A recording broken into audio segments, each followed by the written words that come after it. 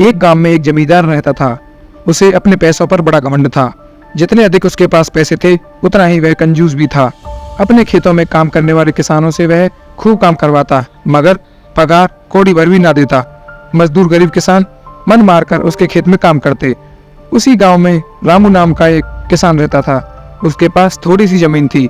उसी में खेती बाड़ी कर वह अपना और अपने परिवार का गुजारा चलाता था। रामू बड़ा मेहनती था। वह दिन भर अपने खेत में काम करता और अपनी मेहनत के दम पर इतनी फसल प्राप्त कर लेता कि अपने परिवार के लिए 2 वक्त की रोटी जुटा सके।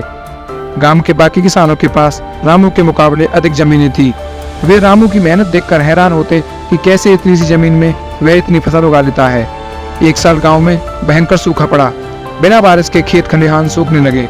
गरीब किसानों के पास सिंचाई की कोई व्यवस्था नहीं थी। वे सिंचाई के लिए बारिश पर ही निर्भर थे, इसीलिए उनकी सारी फसल बर्बाद हो गई। रामू के साथ भी यही हुआ। अपने छोटे से खेत में वह किसी तरह अपने परिवार का पालन पोषण कर रहा था। अब उसके सामने भूखे मरने की नौबत आ गई।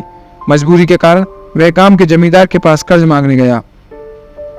जमींदार कंजूस तो था। उसने सोचा कि यदि उसने रामू को पैसे दिए तो वह लौटा नहीं पाएगा, इसीलिए इसे अपने खेत में ही काम पर लगा लेता हूँ। मेहनती तो ये है ही और मजबूर भी, कम पैसों में दोगुनी मेहनत करवाऊंगा। उसने रामू से कहा, देख रामू, मैं तुझे कर्ज तो नहीं दे सकता, लेकिन तेरी इतनी मदद कर सकता हूँ कि तुझे अपने खेत में काम पर रख लूँ। तुझे महीने के 1000 रुपए दे दिया करूंगा। पर मालिक, दूसरे किसान तो 2000 पाते हैं। रामू बोला, करना है तो कर, वरना मेरे पास किसानों की कमी नहीं, जमींदार ने जवाब दिया। मजबूर रामू क्या करता, हामी भरकर घर लौट आया। अगले दिन से जमींदार के खेत में काम करने लगा। मेहनती तो वह था ही, वह खूब मेहनत और लगन से काम करता। उसने 4 महीने का काम 2 महीने में ही कर दिया। ये देख जमींदार बहुत खुश हुआ, लेकिन इसके मन में मक्कारी जाग उठी। उसने सोचा कि 4 महीने का काम तो इसने 2 महीने में ही कर दिया, क्यों ना इसे निकाल दूं, इससे मेरे 2 महीने के पैसे बच जाएंगे। उसने रामू को बुलाया और उसके 2 महीने के पैसे देकर कहा, रामू, यह ले तेरे पैसे, कल से मत आना, अब मुझे तेरी जरूरत नहीं। ये सुनकर रामू परेशान हो गया।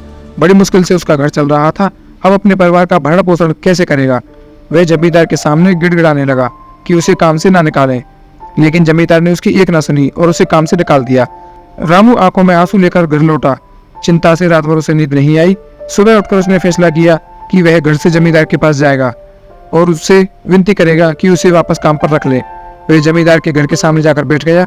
सुबह उठकर जाट जमींदार अपने घर से बाहर निकला तो रामू को घर के सामने बैठा हुआ देखा। उसने रामू से पूछा, क्या हुआ रामू, क्यों आया है? रामू जमींदार की पैरों पर गिर पड़ा और गिड़गिड़ाते हुए बोला, मुझ पर दया कीजिए मालिक, मुझे काम पर रख लीजिए, मेरा परिवार भूखा मर जाएगा। जमींदार ने उसकी एक ना सुनी और उसे धक्के मारकर वहां से निकाल दिया। रामू उस समय तो वहां से चला गया, लेकिन अगली सुबह फिर सेठ के घर के सामने जाकर बैठ गया। जमींदार ने उसे फिर बुरा भला कहकर भगा दिया। अब से रोज यही क्रम चलने लगा। राजू रोज जमींदार के घर के सामने जाकर बैठ जाता और जमींदार उसे भगा देता। पूरे गांव में इस बात की चर्चा होने लगी। सब जमींदार को भला बुरा कहने लगे। तंग आकर जमींदार ने सोचा कि क्यों ना कुछ दिन परिवार सहित दूसरे गांव चला जाऊं, मुझे घर पर ना देखकर रामू यहाँ से आना बंद कर देगा। अगले दिन वह परिवार सहित दूसरे गांव अपने रिश्तेदार के घर चला गया। 10-15 दिन रिश्तेदार के घर रहने के बाद जब वह अपने घर पर लौटा तो मोहन को अपने घर के सामने बैठा नहीं पाया। वह मन ही मन खुश हुआ कि चलो उससे पीछा छूटा, लेकिन वह चकित भी हुआ कि आखिर रामू ने आना बंद क्यों कर दिया। उसने गांव वालों को बुलाकर पूछा तो पता चला कि रामू घायल है और अपने घर पर पड़ा हुआ है। जमींदार ने पूछा, क्या हुआ उसे? एक जमींदार ने कहा, मालिक, आप जब दूसरे गांव चले गए थे तब भी रामू आपके घर के सामने बैठा रहता था। एक दिन आपका खाली घर देखकर कुछ चोर चोरी करने के इरादे से आपके घर में घुसे, लेकिन वे रामू की नजर में आ गए। रामू अपनी जान की परवाह ना कर उनसे उलझ गया और उन्हें भगा दिया। उनके बीच हुई हाथापाई के कारण रामू घायल हो गया। ये जानकर जमींदार को खुद पर शर्म आने लगी कि उसने रामू के साथ कितना बुरा किया है, लेकिन इसके बाद भी रामू उसके घर चोरी होने के बचाने के लिए चोरों से उलझ गया। वह पछताने लगा। उसने रामू के घर जाने का फैसला किया।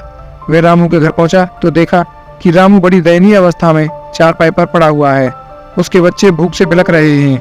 ये देख जमींदार का दिल भर आया। उसने रामू से अपने किए की माफी मांगी, उसका इलाज करवाया और ठीक होने के बाद अच्छी पगार के साथ उसे फिर से काम पर रख लिया।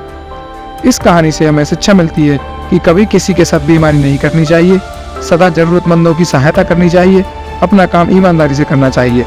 ऐसी ही और वीडियोस के लिए हमारे चैनल को सब्सक्राइब करें। धन्यवाद।